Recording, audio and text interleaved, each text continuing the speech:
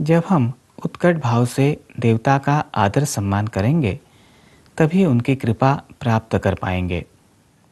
गरबा नृत्य में होने वाले अनाचारों जैसे कृत्यों से नहीं, भावपूर्ण पूजन से भक्त पर देवी माँ की पूर्ण कृपा होती है। इसीलिए गरबा खेलने को हिंदू धर्म में देवी की उपासना मानते हैं। इसमें देवी का भक्तिरस पूर्ण गुणगान करते हैं। इस समय देवी के समक्ष पारंपरिक भावपूर्ण नृत्य किया जाता है। नृत्य में प्रत्येक स्तर पर 3 तालियां बजाई जाती हैं एवं डंडों से लयबद्ध ध्वनि भी करते हैं।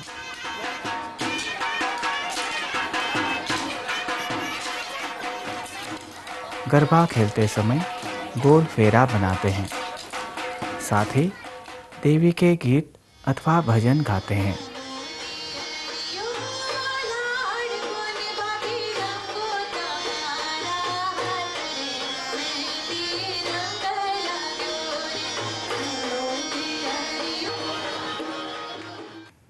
इस प्रकार तालियां बजाकर भजन एवं नृत्य करना एक प्रकार से सगुण उपासना ही है।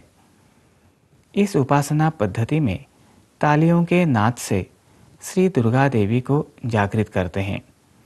अब देखते हैं गरबा में 3 तालियां बजाने का कारण।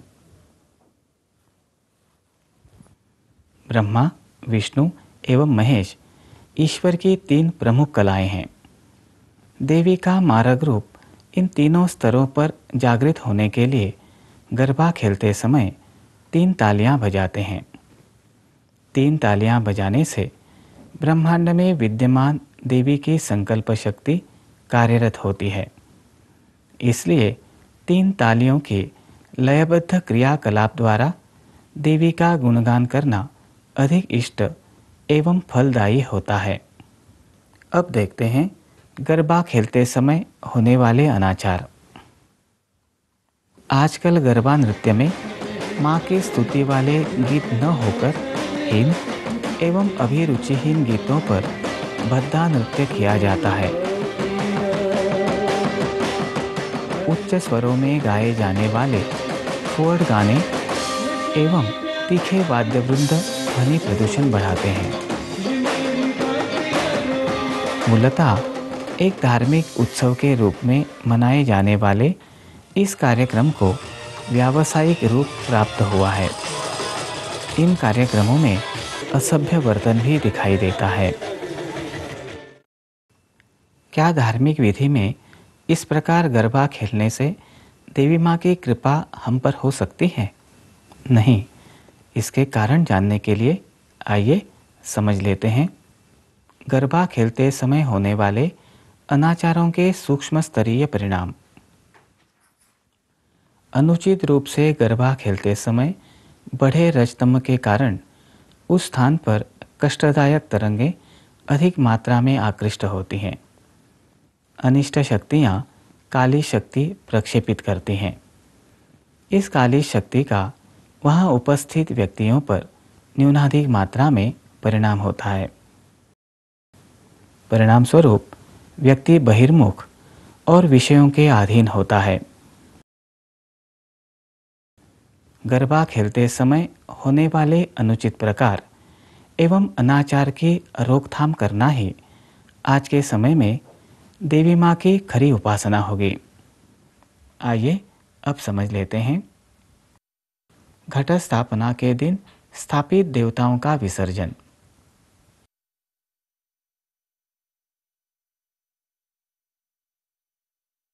महानवमी के दिन घट स्थापित देवताओं का विसर्जन किया जाता है। श्री देवी को गंध, पुष्प, धूप, दीप, नैवेद्य अर्पित किए जाते हैं।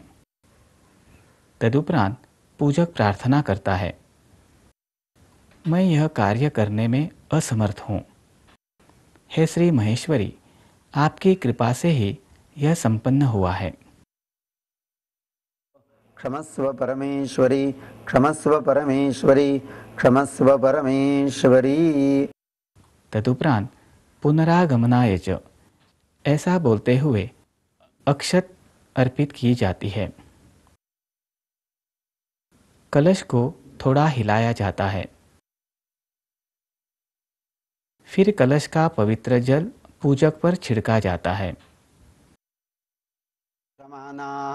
इंद्रो यावजरी वृषभोरराधता आपो देवीरिहमामवन्तो। श्री देवी को पुनः पधारने का आवाहन कर स्वस्थान विदा होने के लिए प्रार्थना की जाती है। दुर्गे देवी जगन्माता स्वस्थानं गच्छ पूजिता, संवत्सरे व्यतीते तु पुनरागमनाय वै। उसके उपरांत वेदी पर उगे अंकुरों को बहते पानी में प्रवाहित किया जाता है। घट स्थापना के दिन वेदी पर बोए अनाज से नवमी तक अंकुर निकलते हैं। इन अंकुरों को शाकंभरी देवी का रूप मानते हैं। कुछ स्थानों पर नवमी के दिन विसर्जन से पूर्व ये अंकुर देवी को अर्पित करते हैं। कुल परंपरा अनुसार कुछ लोगों के घरों में नवरात्रि के समाप्ति विजयादशमी अर्थात दशहरे को करते हैं। कुछ लोग अनाज के अंकुर शमी पूजन के समय शमी वृक्ष को अर्पित करते हैं और लौटते समय इनमें से कुछ अंकुर केश में धारण करते हैं। अब समझ लेते हैं। वेदी पर उगे अंकुर देवी को अर्पित करने का शास्त्रीय कारण।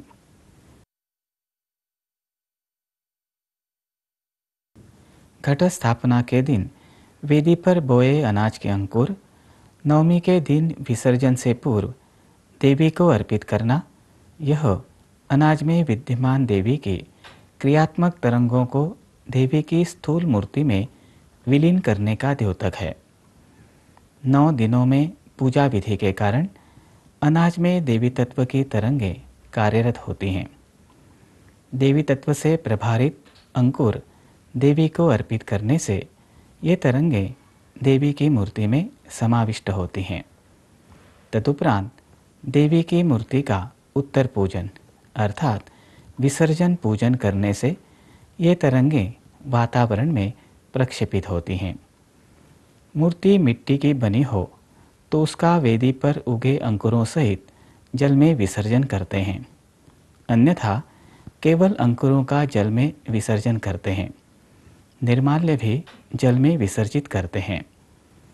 जल में विसर्जन करने से उनमें शेष बचा देवी तत्व जल के प्रवाह के साथ दूर तक प्रवाहित होता है। साथ ही इस जल के बाष्पीकरण के कारण देवी तत्व वायुमंडल में संचारित होता है। इस प्रकार समष्टि स्तर पर सभी को देवी तत्व की तरंगों का लाभ प्राप्त होता है। दृश्यपट में हमने देखा कि कलश का पवित्र जल पूजक पर छिड़का जाता है। उसके उपरांत कलश के शेष जल का उपयोग वास्तु शुद्धि के लिए किया जाता है अथवा विसर्जित किया जाता है। समझ लेते हैं। कलश में भरे जल का विविध पद्धति से उपयोग करने का शास्त्रीय कारण।